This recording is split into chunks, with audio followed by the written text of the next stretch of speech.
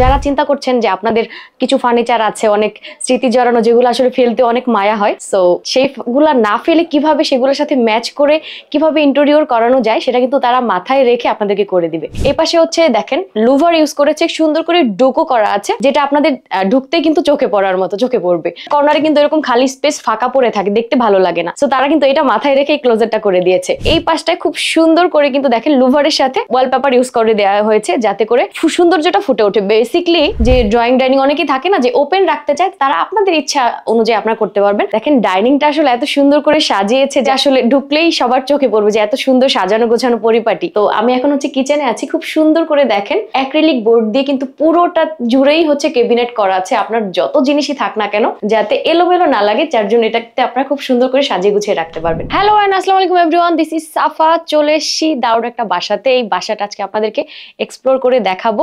Already দেখতে পাচ্ছেন যে বাসাটা খুব সুন্দর করে সাজানো গোছানো আছে।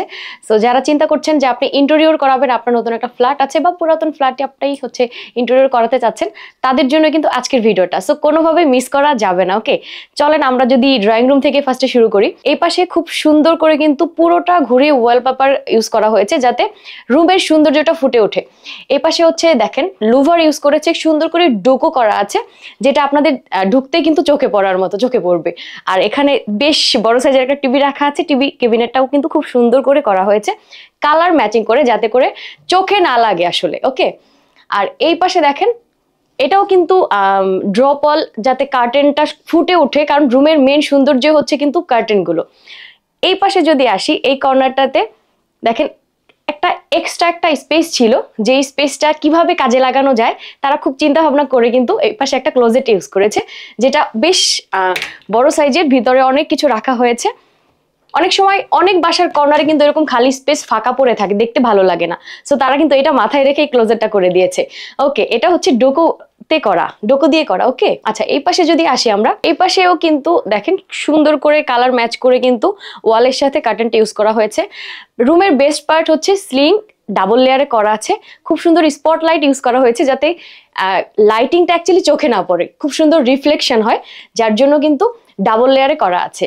ওকে, চলেন এবার আমরা আরেকটা ইম্পর্টেন্ট, এই পাশে খুব সুন্দর একটা প্যানেল করা আছে, যাতে সুইচগুলোর জন্য, যেহেতু সুইচগুলো হচ্ছে রাফ ইউজ করা হয়, এই জায়গাটা যাতে নোংরা না হয়ে যায়, যার জন্য কিন্তু আর দেখতে সুন্দর তো লাগবেই, সো এইটার জন্য একটা সুন্দর প্যানেল ইউজ করা হয়েছে। চলেন আমরা আরেকটা রুম আপনাদেরকে দেখাই যে এই রুমটা আসলে কিভাবে সাজানো হয়েছে। এখানে ঢুকলে কিন্তু মানে একটা রুমের মেইন ফার্নিচার হচ্ছে খাট। এই খাটটা কিন্তু তাদের আগের ফার্নিচার। সো যারা চিন্তা করছেন যে আপনাদের কিছু ফার্নিচার আছে অনেক স্মৃতি জড়ানো, যেগুলো আসলে ফেলতে অনেক মায়া হয়, সো সেইগুলা না ফেলে কিভাবে সেগুলোর সাথে ম্যাচ করে কিভাবে ইন্টেরিয়র করানো যায় সেটা কিন্তু তারা মাথায় রেখে আপনাদেরকে করে দিবে। এটা নিয়ে আপনাদের কোনো টেনশন করতে হবে না। ওকে, সো ঢুকতে যদি এটাতেও কিন্তু সেম ভাবেই আপনার ওয়ালপেপার ইউজ করা হয়েছে। এই পাশে দেখতে পাচ্ছেন এসপিএল দিয়ে খুব দারুণ করে কিন্তু 2 পার্টের একটা ক্লোজেট ইউজ করে দিয়েছে, যাতে ক্লোজেট আসলে সবার বাসায় দরকার হয়। আর যে হ্যান্ডেলগুলো দেখতে পাচ্ছেন মেটালের হাই কোয়ালিটির। ওকে, এই পাশে স্টাডি টেবিল যেহেতু রাখা হয়েছে, সো জাস্ট ছোট্ট একটা স্পেস করে দেওয়া হয়েছে যাতে কিছু বই টই রাখা যায়, অ্যাক্সেসরিজ। আর এই পাশে তো জাস্ট কার্টেনটা ইউজ করা হয়েছে। এখন দেখেন এইটাতেও কিন্তু খুব সুন্দর করে স্পটলাইট করা আছে সিলিংয়ে। আর যেটা দেখতে পাচ্ছেন দারুণ করে কিছু লাইটিং ইউজ করা হয়েছে। মাঝখানেরটা হচ্ছে যে মিডল পয়েন্টের যে লাইটটা, সেটা হচ্ছে মাল্টি কালারের, মানে এক্সট্রা আরো সৌন্দর্য বাড়িয়ে দিবে। ওকে, সো এই রুমে এই পাশে আরো দেখতে পাচ্ছি, আমি যদি একটু দেখাই আপনাদেরকে, জাস্ট ছোট করে একটা প্যানেল ইউজ করা হয়েছে, যেটা বোর্ড সুইচের জন্য, যাতে সুইচটা যেহেতু রাফ ইউজ করা হয়, আমি এর আগেও বলেছি সেটার জন্য। ওকে, যেহেতু একটা চাইল্ড বেড, সো মেয়ে থাকবে বা ছেলে থাকবে, যেই থাকুক না কেন, মিরর কিন্তু একটা রুমে মাস্ট, সো সেটার জন্যই জাস্ট শর্ট করে ছোট করেই যাতে সুন্দর স্পেসটা কাজে লাগানো যায় সেইভাবে কিন্তু একটা মিরর অ্যাটাচ করে দিয়েছে ওনারা। আর নিচে একটা ড্রয়ার আছে। ওকে, চলেন এবার আমরা আরেকটা রুমে যাই, দেখি আসলে কি আছে। চলে এসছি মাস্টার বেডে। বাসার সবচেয়ে ইম্পর্টেন্ট হচ্ছে মাস্টার বেড। সো এই রুমটা কিভাবে সাজিয়েছে আমরা দেখতে পাচ্ছেন এই পাশে যে ফার্নিচার, এগুলো হচ্ছে তাদের আগের ফার্নিচার ছিল, এগুলোর সাথে আসলে কিভাবে ম্যাচ করে তারা ইন্টেরিয়র করেছে সেটা আপনাদেরকে আমি বোঝানোর চেষ্টা করছি। দেখেন এই যে এগুলো কিন্তু কাঠের ফার্নিচার, সো এইটার সাথে যাতে খুব চোখে না পড়ে, চোখে না লাগে, সিম্পল যাতে সৌন্দর্যটা ফুটে ওঠে, তার জন্য কিন্তু এই পাশটায় খুব সুন্দর করে কিন্তু দেখেন লুভারের সাথে ওয়ালপেপার ইউজ করে দেওয়া হয়েছে যাতে করে আর সৌন্দর্যটা ফুটে ওঠে। বেসিকলি এখানে যদি আপনারা খেয়াল করেন খুব সুন্দর একটা স্পেস রাখা হয়েছে যাতে কিছু শো পিস রাখা যায় আর রুমের সৌন্দর্যটা দ্বিগুণ হয়ে যায়। ওকে, আর এই পাশে হচ্ছে উপরে যদি দেখি আমি স্লিংয়ে এই আরেকটা রুমের মতো কিন্তু খুব সুন্দর সিম্পল ভাবে এটাকে সাজানো হয়েছে। কিছু লাইট ইউজ করা হয়েছে যাতে রুমের মানে লাইট তো আসলে রুমে মাস্ট, লাইট না থাকলে কিন্তু রুমের সৌন্দর্য ফুটে না অ্যাকচুয়ালি। ওকে, আর ঢুকতেই কিন্তু দেখেন রুমের জাস্ট এই পাশেই একটা প্যানেল করা হয়েছে অ্যাজ ইউজুয়াল সেই সুইচের জন্য, যাতে করে হচ্ছে সুইচ ইউজ করার সময় নষ্ট না হয়ে যায় ওয়ালগুলো। ওকে, চলেন এবার আমরা আরেকটা রুমে চলে যাই। এটাও কিন্তু আরেকটা চাইল্ড বেড। সো এটাও খুব সিম্পল ভাবে সাজানো হয়েছে।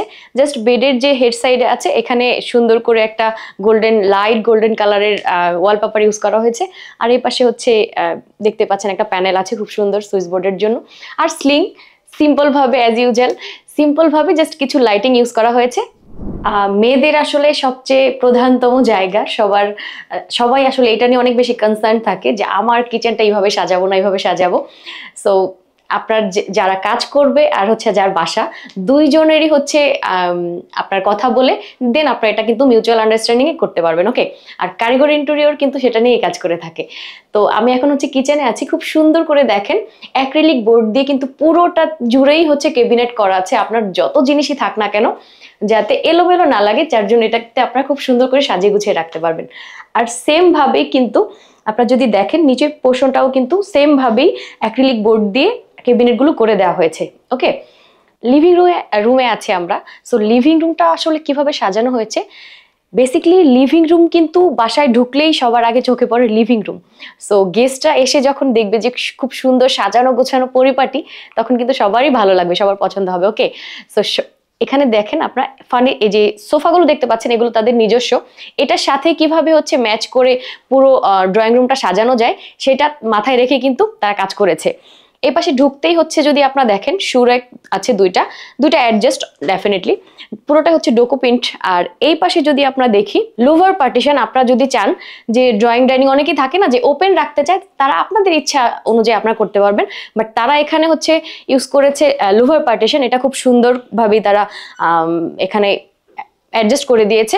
আর এই পাশে হচ্ছে জাস্ট টিভিটা রাখা আছে খুব সুন্দর করে, কিন্তু এসপিএল বোর্ড দিয়ে তারা এটাকে সাজিয়ে দিয়েছে। ওকে, আচ্ছা, আর এই পাশে যদি ডাইনিং এ চলে আসি আমরা, দেখেন ডাইনিংটা আসলে এত সুন্দর করে সাজিয়েছে যার বাসা সে দেখতে আসলে ঢুকলেই সবার চোখে পড়বে যে এত সুন্দর সাজানো গোছানো পরিপাটি। ওকে, এই পাশে হচ্ছে পুরোটা কিন্তু দেখেন উপর পাশে পুরোটা হচ্ছে ক্যাবিনেট করে দিয়েছে, জাস্ট ছোট করে 6টার মতো ক্যাবিনেট করে দেওয়া আছে।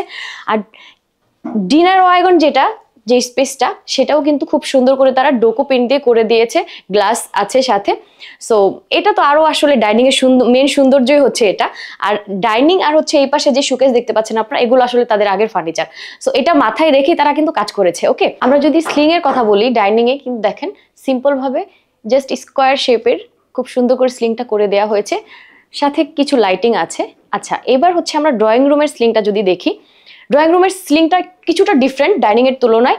এটাও স্কোয়ার শেপের, বাট এটা ডিফারেন্ট প্যাটার্নে করা হয়েছে। পুরোটা ঘুরে কিন্তু স্পটলাইট ইউজ করা হয়েছে। এটাও কিন্তু ডাবল লেয়ারই করা হয়েছে, খুবই সুন্দর। বেসিক্যালি রুমের কিন্তু মেইন সৌন্দর্য হচ্ছে আপনার অনেকটা স্লিং এর উপর অনেকটা ডিপেন্ড করে যে আসলে স্লিংটা কেমন হবে বা কিভাবে সাজানো হবে। ওকে, সো এত সুন্দর একটা বাসা সাজানোর জন্য, ইন্টেরিয়র করানোর জন্য আপনাদেরকে অবশ্যই কারিগর ইন্টেরিয়রে নক দিতে হবে, কারণ তারা খুব সুন্দর করে সবকিছু মাথায় রেখে, যারা হচ্ছে ক্লায়েন্ট আছে তাদের কথা মাথায় রেখে, তাদের সবার চিন্তা ভাবনা অ্যাড করে দেন তারা কাজ করে দেয়। ওকে, সো কোথায় আসতে হবে? কারিগর ইন্টেরিয়র স্ক্রিন দেওয়া নাম্বার থাকবে, অ্যাড্রেস থাকবে, অবশ্যই তাদের সাথে যোগাযোগ করে আপনার বাসাটা যেখানেই হোক না কেন, যেই সাইজেরই হোক না কেন, আপনি যেভাবেই চান না কেন, একদম টোটালটাই হিসাব করে কিন্তু তারা আপনাদেরকে কাজ করে দিতে পারবে। সেটা নিয়ে আপনাদেরকে কোনো টেনশন করতে হবে না, চলে আসতে হবে কারিগর ইন্টেরিয়রে। আল্লাহ হাফেজ।